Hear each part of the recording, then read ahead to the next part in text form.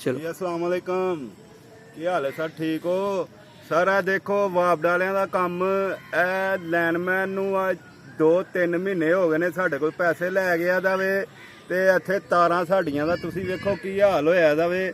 ਅਸੀਂ ਐਸਡੀਓ ਸਾਹਿਬ ਨੂੰ ਵੀ ਤਸਵੀਰ ਭੇਜੀ ਹੈ, ਪਿਕਚਰ, ਉਹਨਾਂ ਵੀ ਕੋਈ ਐਕਸ਼ਨ ਨਹੀਂ ਲਿਆ। ਇੱਥੇ ਛੋਟੇ ਛੋਟੇ ਬੱਚੇ ਨੇ, ਠੀਕ ਹੈ, 3 ਦਿਨ ਤੋਂ ਲਾਈਟ ਬੰਦ ਹੈ, ਪਿਛਲੇ ਕੋਈ ਲਾਈਟ ਦਾ ਇੰਤਜ਼ਾਮ ਨਹੀਂ, ਇੱਥੇ ਕੋਈ ਵਾਪਡ ਵਾਲਾ ਨਹੀਂ ਆਇਆ ਸਾਡੇ ਕੋਲ। ਤੇ ਤੁਹਾਡੀ ਮਿਹਰਬਾਨੀ ਹੈ, ਸਾਡਾ ਕੰਮ ਕਰਾ ਦਿਓ, ਅਸੀਂ ਤੁਹਾਡੇ ਬੜੇ ਮਸ਼ਕੂਰ ਹਾਂ। ਠੀਕ ਹੈ, ਨਿੱਕੇ ਨਿੱਕੇ ਬੱਚੇ ਨੇ, ਬਾਦੀ ਹੈ ਇੱਥੇ, ਇਹ ਤਾਰਾਂ ਦਾ ਵੇਖੋ ਕੀ ਹਾਲ ਹੋਇਆ ਦਾ। ਤੇ 3 ਮਹੀਨੇ ਹੋ ਗਏ ਨੇ ਲਾਈਨਮੈਨ ਨੂੰ ਪੈਸੇ ਦਿੱਤੇ ਦੇ ਨੇ ਅਸੀਂ, ਸਾਡੇ ਕੋਲ 30,000 ਰੁਪਇਆ ਵੀ ਲੈ ਗਿਆ ਦਾ, ਤੇ ਇੱਥੇ ਕੋਈ ਉਹਨੇ ਐਕਸ਼ਨ ਨਹੀਂ ਕੀਤਾ, ਕੋਈ ਕੰਮ ਸ਼ਮ ਨਹੀਂ ਕੀਤਾ। ਬੜਾ ਮਿਹਰਬਾਨੀ ਕਰਕੇ ਤੇ ਇਹ ਸਾਡੀਆਂ ਤਾਰਾਂ ਦਾ ਕੁਝ ਕਰਾਓ, ਬੜੀ ਮਿਹਰਬਾਨੀ।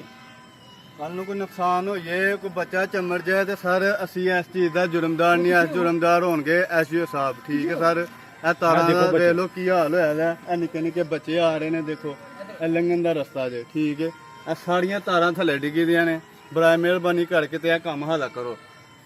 ਸਾਡੇ ਕੋਈ ਈਦੋ ਤੀਸਰੇ ਦਿਨ ਦੇ ਅਸੀਂ ਉਹਨੂੰ ਪੈਸੇ ਦਿੱਤੇ ਨੇ ਸਰ, ਪਰ ਉਸ ਬੰਦੇ ਨੂੰ ਆਪਣੇ ਥਾਂ ਖਿਆਲ ਨਹੀਂ ਹੈ ਕਿ ਛੋਟੇ ਛੋਟੇ ਬੱਚੇ ਨੇ, ਰਾਹਦਾਰੀ ਹੈ, ਤੇ ਖੁਦਾ ਨਾ ਖਾਸਾ ਜੇ ਕੋਈ ਇੱਥੇ ਕੋਈ ਬੱਚਾ ਕੋਈ ਲੱਗ ਜੇ ਜਾਂ ਕੋਈ ਜਾਨਵਰ ਲੱਗ ਜੇ ਤੇ ਇਹਦਾ ਜ਼ਿੰਮੇਦਾਰ ਕੌਣ ਹੋਏਗਾ ਸਰ? ਤੇ ਲਿਹਾਜ਼ਾ ਵੇ ਤੇ ਨਜ਼ਰਸਾਨੀ ਕਰੋ, ਤੁਹਾਡੀ ਮਿਹਰਬਾਨੀ ਹੈ। ਅਸੀਂ ਪੈਸੇ ਵੀ ਦਿੱਤੇ ਦੇ ਨੇ, ਇਹ ਨਹੀਂ ਕਿ ਅਸੀਂ ਪੈਸੇ ਨਹੀਂ ਦਿੱਤੇ ਦੇ।